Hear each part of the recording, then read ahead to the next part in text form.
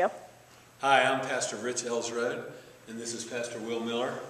And we're here to just take a moment and tell you why we think Holy Week services are really, really important, often neglected.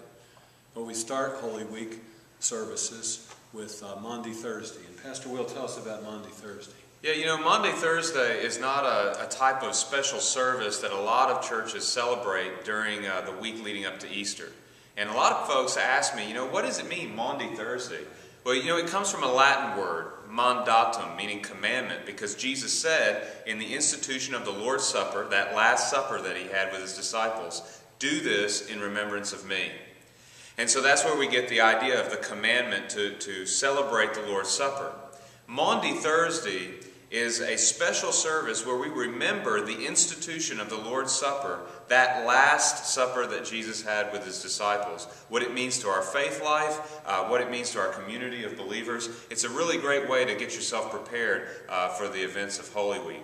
But after that Lord's Supper, we remember that the disciples went out to the garden. That's where Jesus was betrayed and arrested, and that leads us to the events of Good Friday. Good Friday service, I think it's really special. In fact, I've always wondered why it's not one of the largest services that Christians do anywhere.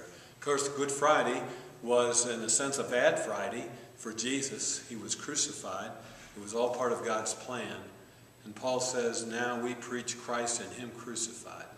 That's because the cross is not just a piece of jewelry for us. The cross is the sign of God's great love for us, that he would take upon himself all of our sin, all of the things that we think that are evil, that we do that are wrong, and he took it upon himself so that we might be free and know eternal life, which really begins in this life.